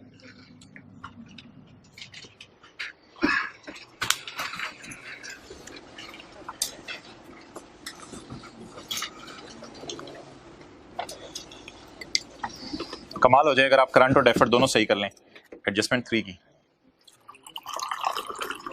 Along with सारा सोचना जो मैंने साथ साथ सोचा है, इतना टाइम नहीं होता सर। अच्छा,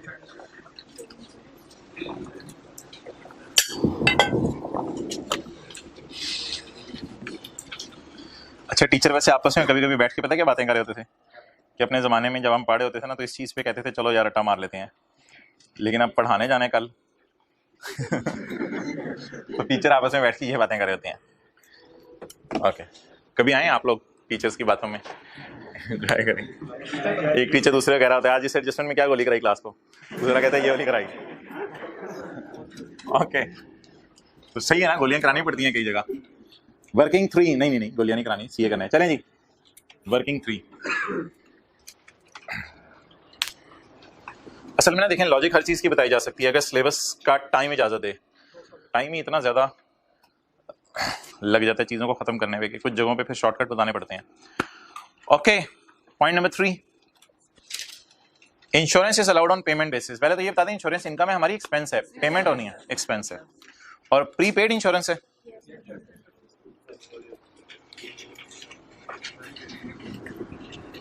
इंश्योरेंस एक्सपेंस। 31/12/17 का प्रीपेड 4 और 31/12/18 का प्रीपेड 5 और यकम जनवरी 17 ओपनिंग प्रीपेड 0।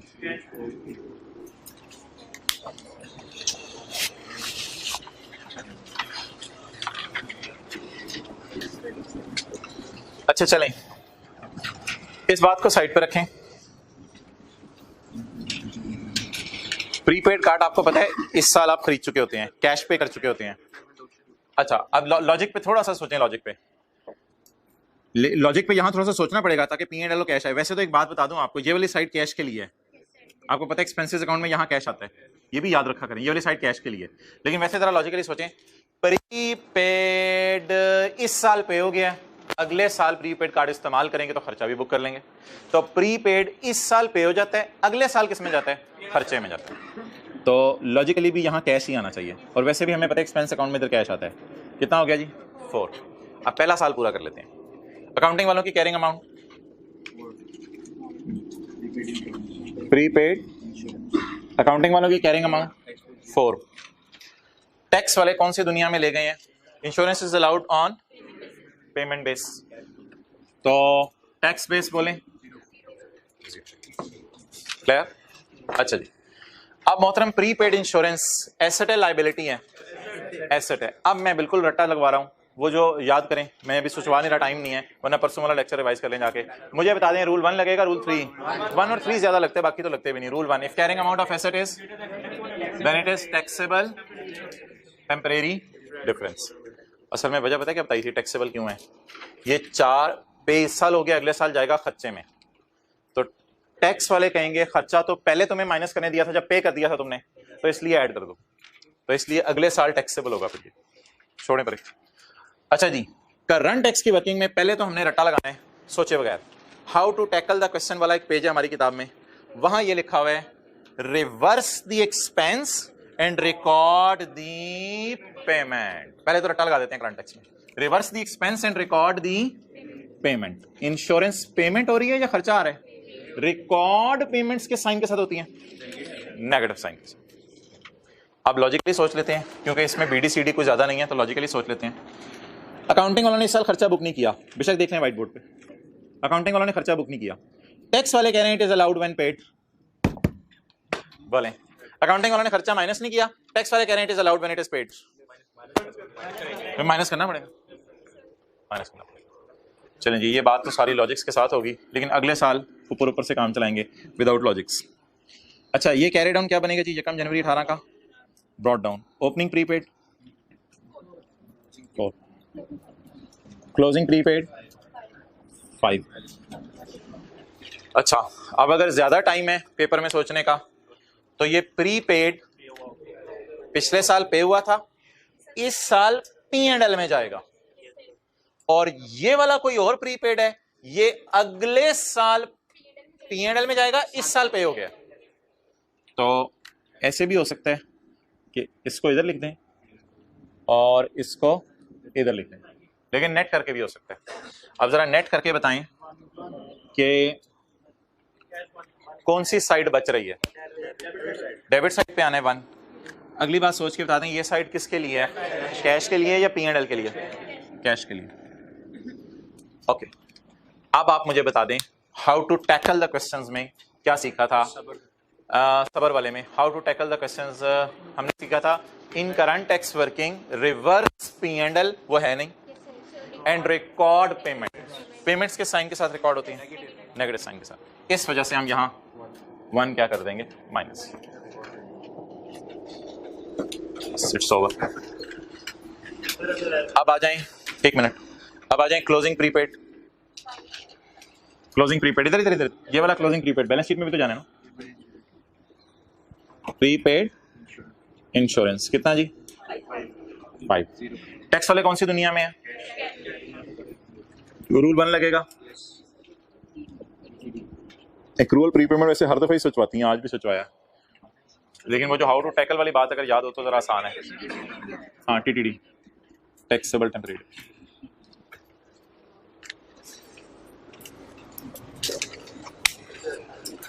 चलें जी, शुक्र है 6-7 मिनट मिल गए, नोट भी आराम से बन जाएगा, DTL का अकाउंट भी बनाना है।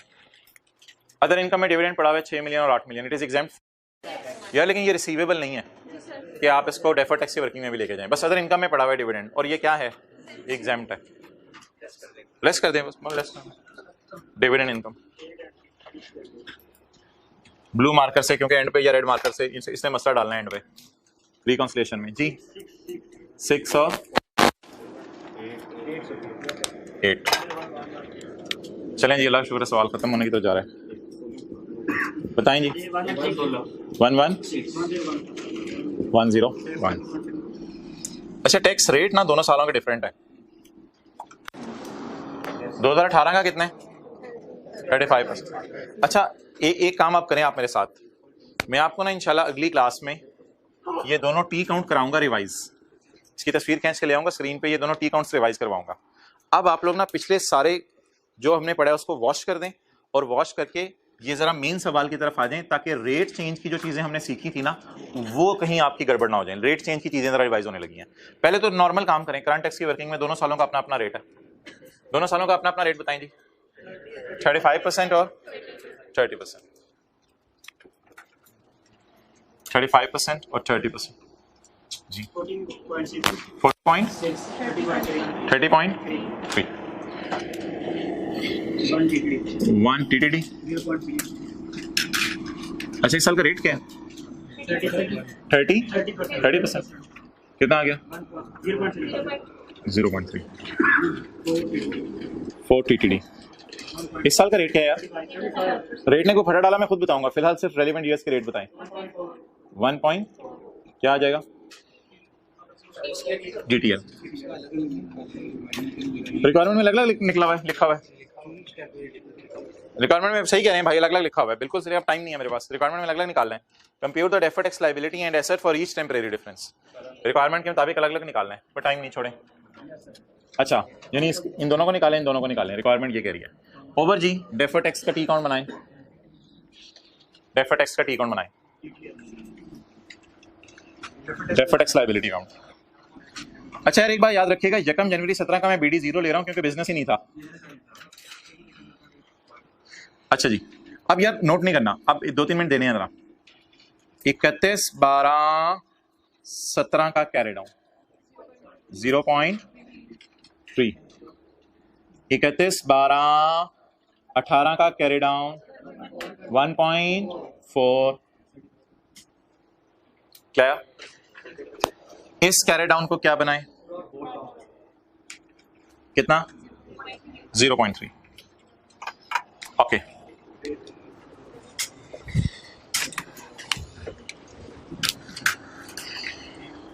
GT बोले 0.3।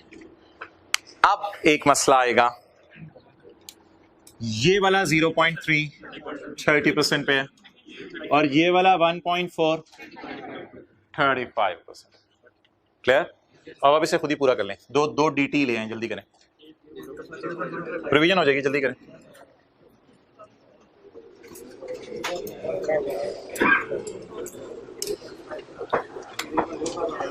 बना लिया, बना लो बना लो।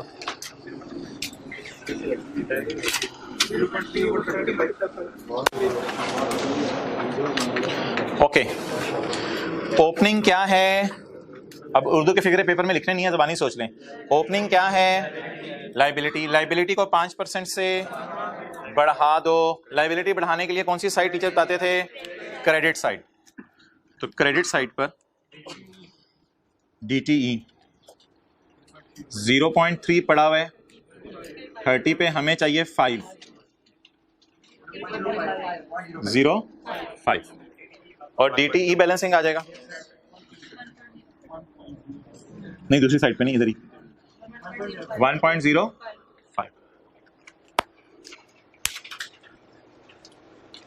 क्लियर? 1 से 1.5 मिनट लीजिएगा नोट बनाने में, ज्यादा टाइम नहीं। एग्जाम इनकम्स भी हैं, एग्जाम इनकम्स भी हैं। 1 से 1.5 मिनट लीजिएगा नोट बनाने में, ज्यादा टाइम नहीं।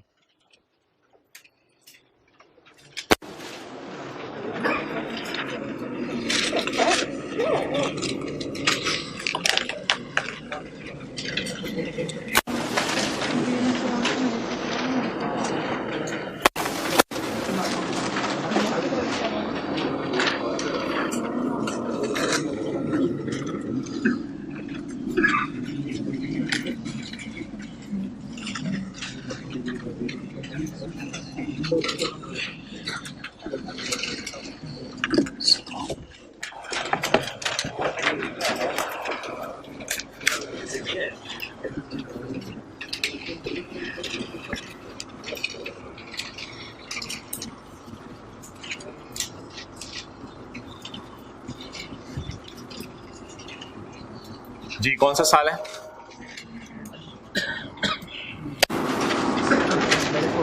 चलें ठीक है, मेरे साथ चलें। 30.3 और 40.6।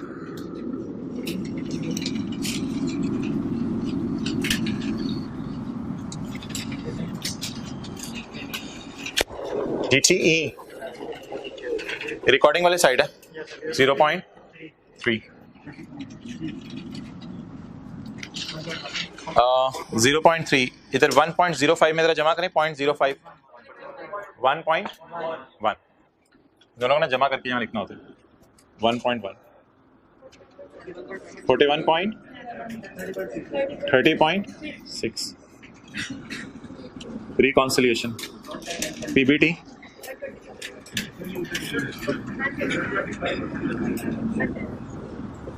Rate 35%, calculator 43 33। ओके, चलिए पहले डिविडेंड कर ले, 6 और 8 का डिविडेंड 6 इंटू 35% और 8 इंटू और लेस होता है डिविडेंड 2.4। आप मोहतरम बता दें, सुबह से हम लगे हुए हैं इस 0.05 को। आपको याद है सुबह क्लास में 6 इस साइड पे आ रहे थे, नेगेटिव लिखे थे। 1 मिनट के लिए अटेंटिव रहे आप। 6 इस साइड पे आ रहे थे, नेगेटिव लिखे थे, लेकिन अब रेट चेंज वाला इफेक्ट इधर आ रहा है तो ये पॉजिटिव लिखेंगे, लेकिन ये तो रटा हो गया। टैक्स क्या होता है? खर्चा। तो ये भी कौन सी साइड है? खर्चा। तो खर्चे में खर्चा ऐड कर दें। लेकिन इस साल मसला आया, इस साल तो नहीं आया था। 0.05 ये रिकंसाइलिंग आइटम का नाम क्या है? रेट चेंज का इफेक्ट। अब अलग रेट टैली कर गए जी। 41.7 30.6। ठीक है जी, पॉज करके नोट कर लें। और कोई नहीं, बस ठीक है। पास पेपर क्वेश्चन 5 आप खोलना, उसमें भी रेट चेंज है, इंशाल्लाह हो जाएगा आपसे। करो उधर करो, ठीक है। पॉज करके नोट कर लें।